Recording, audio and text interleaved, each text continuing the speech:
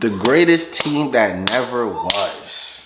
That's kind of a crazy statement. Two future Hall of Famers enter the NBA every year. So it's rare for a franchise to draft a Hall of Famer. And it's almost impossible to select two future Hall of Famers in 2 consecutive drafts. But then there's the Oklahoma City Thunder, who drafted 3 future Hall of Famers in a row from 2007 to 2009. Kevin Durant, Russell Westbrook, and James Harden have all won MVPs. They've scored over 80,000. I'm not going to lie. I was, whatever year that was, I was dogging on 2K with OKC. Straight points combined, with 9 scoring titles and 27 All-NBA selections. They were supposed to dominate the league for years and become a dynasty. But just before they all entered their prime, the Thunder decided to break apart their big 3. This is the story of a trade that derailed a dynasty and the greatest team that never was. As District Judge Marsha Peckman was expected to issue her decision about whether I'm not going to lie, like, I'm not even a basketball type of person, exactly 1 hour but later, I played a lot of 2K. The NBA will be in Oklahoma City next season. That's a nasty lineup. In 2008, the Seattle Supersonics relocated to Oklahoma City and became the Thunder.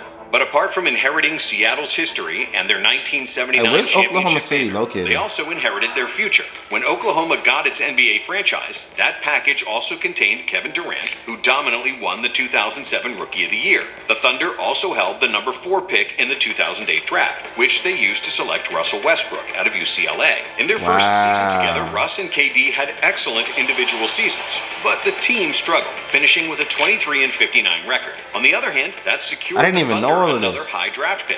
With the 3rd pick in the 2009 NBA draft, the Oklahoma City Thunder select James Harden of Arizona. Damn, all of these boys was coming straight out of college too? But that marked the greatest 3-year stretch in draft history, especially if you count that in 2008, they all got drafted back to back to back? A premier defensive player, Serge Ibaka, who joined the team in 2009 after completing 1 season in Europe. With their core 4 players, a defensive specialist, Thabo Sefolosha. What I do notice about the NBA though, a lot of people do be like international.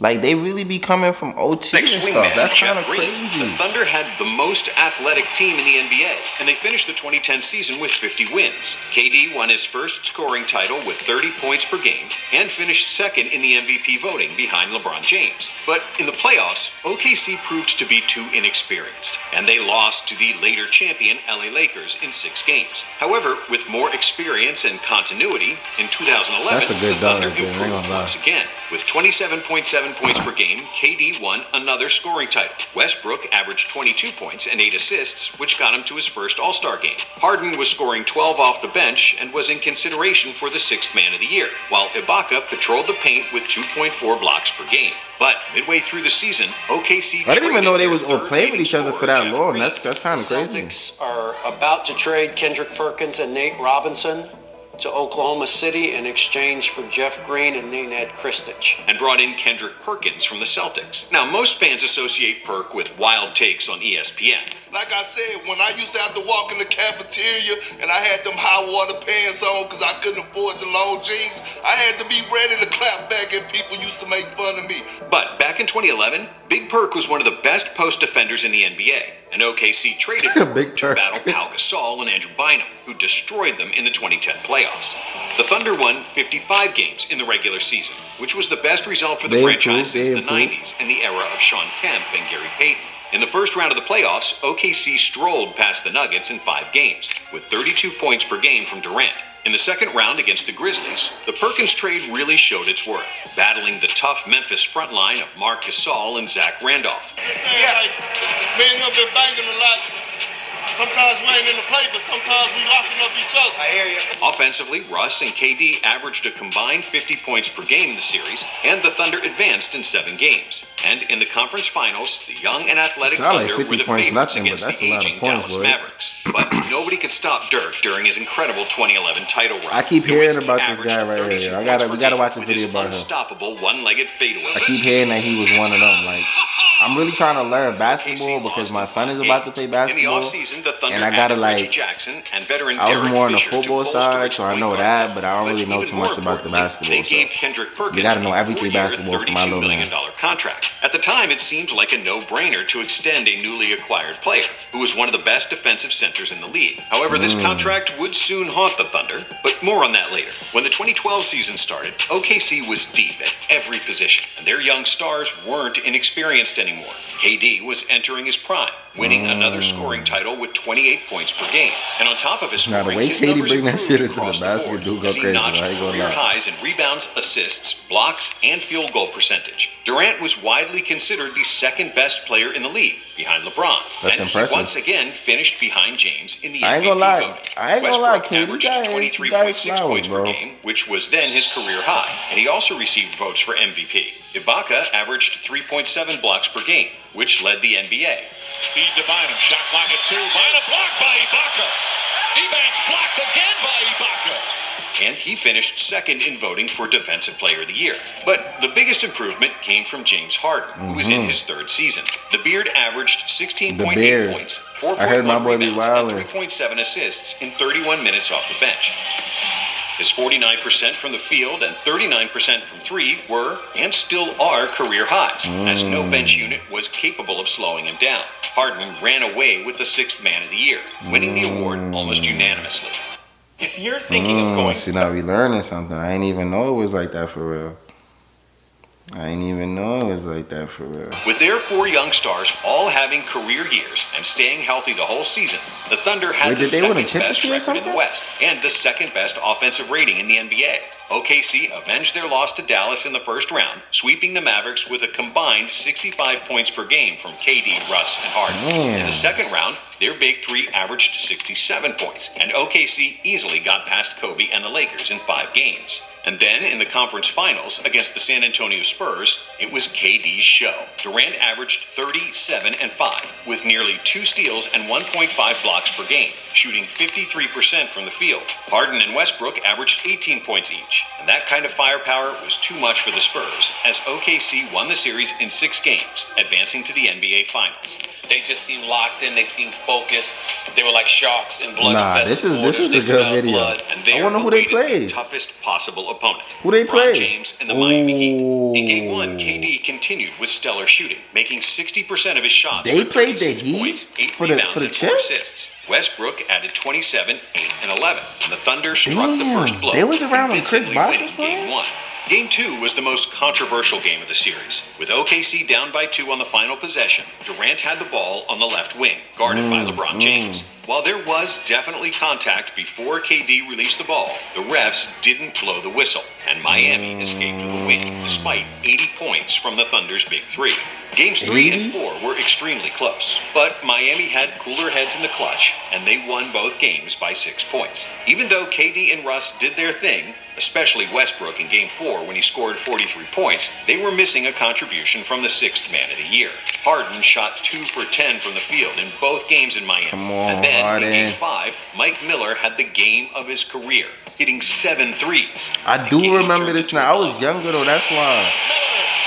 I remember this now. LeBron finally won the title, while KD had to settle for second best once again. Durant led all scorers in the finals with 30 points per game on 55% shooting, while Westbrook averaged 27, 6, and 6. While Harden Damn, that's averaged probably the only only 12 chance points they had per a shot game at on the chip, I 37% believe. I don't know, and 31% but I know from three. Still, despite swallowing Back that then, bitter it was- pill it in was the a lot of- finals, it was a lot of OKC's teams four going on, best bro. players were all under 24 years of age, and they had plenty Man, of they was chances mad to young. get back in the finals ahead of them. However, on October 27th, 2012, just 3 days before the season started, the Thunder decided to trade James Harden, sending him to Why? Houston in exchange for Kevin Martin, Jeremy Lamb, and 2 first-round picks. They didn't want to give Wow. Harden the max. Their position was everyone who's re-signed here has sacrificed a little something, even Durant, even Russell Westbrook. So they were Wow. looking for Harden to be willing to take a little less than the max. Even though some people believed that Wow. OKC made a smart move because James Harden had poor finals performance and because Kevin Martin was a proven scorer who averaged 22 points per game in the previous 5 seasons, the general consensus was that Houston robbed OKC and that the Thunder received 40 cents on the dollar. However, the truth turned out to be much different. and OKC actually received far less than anyone could have expected in what would end up being one of the worst trades in NBA history. But why did the Thunder trade Harden and break up their young core? That don't make no there sense. There were multiple reasons for it. And the biggest and most important reason I'm money. not. In August 2012, some 2 months after the finals, OKC gave Serge Ibaka a 4-year, $48 million extension. Given the fact 4-year, $48 million. What does that even mean? that Durant and Westbrook already signed max contracts, and the new deals for Perkins and Ibaka, OKC was running out of money to pay Harden. Back then, the salary cap was maxed at just $58 million, with the luxury tax set at $70 million. Any team whose salary exceeded $70 million would pay $1 extra on top of every dollar over the luxury cap. So if a team had $80 million worth of player salaries, they would end up paying $90 million. In today's NBA, this seems like pocket change when you consider that in 2025, the Suns owner Matt Ishbia will pay over $400 million for players' salaries plus the luxury tax. But back in 2012, team revenues weren't as big, especially for small market teams like OKC, who only received a small piece of the local marketing and TV revenue, much less than the biggest franchises like the Knicks or the Lakers. And with the introduction of the repeater tax for the 2013-2014 season, for every $5 million over the tax threshold, the tax rate would increase, costing the teams way more than ever before. OKC management was concerned about how... I used to... They do it to them too. But why we going to work and y'all taxes are taking all of our having money? a consistent luxury tax-paying team, as they believed that the salary cap would not significantly increase in the future, which was a huge mistake. So, with all that in mind, the Thunder first offered Harden a 4-year, $52 million extension, which Harden refused, as he wanted a full $60 million max deal. Then OKC increased their offer to $56 million, which further offended James, who considered himself a max player. And rightfully so. Not willing to pay Harden the full max, which would cost OKC $4 million more, the Thunder decided to trade the Beard, which was wrong on Stop so calling many him levels. the Beard. First Call of all, him James Harden, still bro. had 1 year left on his rookie contract, which means that OKC didn't have to do anything and could have let James play out the 2012-2013 season for $5.8 million.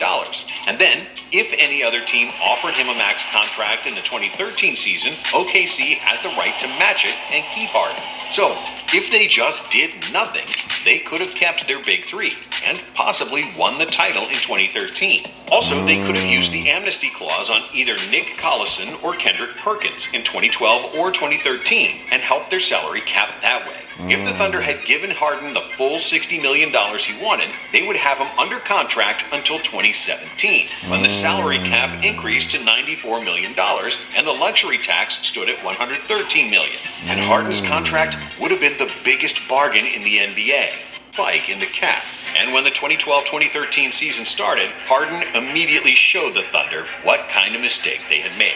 In his first game as a Rocket, the Beard scored 37 points with 6 rebounds, 12 I seen assists, another video and about 4 Harden, and steals. he, in his second from what I game, seen, he was even better, scoring I was wilding with Harden on 2K, like 45 points Wow. and setting the NBA record for was most wilding points in the with Harden first on 2 2K. games with a new team. Harden averaged 26 points, 5 rebounds, and 6 assists in his first year in Houston, showing incredible offensive versatility and the ability to run an entire offense basically by himself. When James played with KD and Russ, his offensive talent was somewhat tamed as a third option, and the fact that the NBA was still running old-school offensive sets with 2 traditional big men in the paint certainly didn't help. But even without Harden, OKC still had more talent than almost any other team in the NBA, and they finished the 2013 season with 60 wins. I just feel like I don't remember. I don't remember like the hype about OKC like that. So a lot of my boys was jacking basketball back then. In the first round of the playoffs, where OKC were the heavy favorite, and the Thunder played accordingly, blowing out the Rockets in Game 1 and winning Game 2. However, that second victory came with a heavy price. After a collision with Patrick Beverley, Russell Westbrook tore his meniscus and was ruled out out for the season. Thanks to KD's meniscus? offense and a more talented team overall, the Thunder still managed to win the series 4-2 without Russ. But in the second round, they were easy prey to the grit and grind Grizzlies, who were in the prime of their 5-year run as a contender. In 2014, Westbrook had to undergo a second knee surgery, and he only played in 46 games. But that fully unleashed Kevin Durant, who is now the focal point of the offense, resulting in a career-high 32 points per game and the long-desired MVP award. Everything happens for a reason. Second to LeBron James in MVP voting 3 times. Everything happens for a won reason. The most valuable player, he delivered one of the most memorable speeches in NBA history. You went to sleep hungry? You sacrificed for us? You're the real MVP. The Thunder won 59 games in the regular season, and with Westbrook regaining full health towards the end of the season, The injury report for the Thunder, none. In the starting lineup, Russell Westbrook. His first game since Christmas Day, following the third knee surgery within a year. they were once again a title contender. In the first round of the 2014 playoffs, OKC avenged the loss to the Grizzlies from the previous season, winning the series in 7 games. In the second round, they got past the Clippers in 6, with KD and Westbrook combining for 61 points per game in the series. However, in the conference finals, the Thunder had no answer for the Spurs and their offensive versatility, losing. They was wilding with 2K. Like, that Spurs team right there, that Tony Parker, Tim Duncan, Kawhi Leonard, that light-skinned guy, bro. Oh my God, bro. I think it was Green. 5 years that I don't know. Lost against the team, bro. I used to be clicking online with that team, bro. And then in 2015, I used to be complete disaster. The Thunder's title hopes were thrown out the window after 2 months of the season when KD got hurt. He's hurt. Holding his right ankle. Durant played in just 27 games before a foot injury. Y'all remember those kicks too? I do remember those. Leading the NBA in scoring with 28.1 points per game, OKC missed the playoffs by 1 game. But then in 2016, things started to improve. Not only did they get KD back, but OKC's front line was maybe better than ever, with Ibaka, Steven Adams, and the offensive talent of Enes Kanter, who finished 3rd in the 6th Man of the Year voting. And with Russ and KD both finishing top 5 and voting for MVP, it seemed like 2016 was finally gonna be their year. OKC finished off Dallas in 5 games, got past the Spurs in 6, and in the conference finals against the 73-9 Warriors, they had a 3-1 lead. And it looked like a lock to make another NBA Finals. I can't see 2 sharks in Durant and Russell Westbrook in blood-infested waters that is he be chatting, bro. the Golden State Warriors.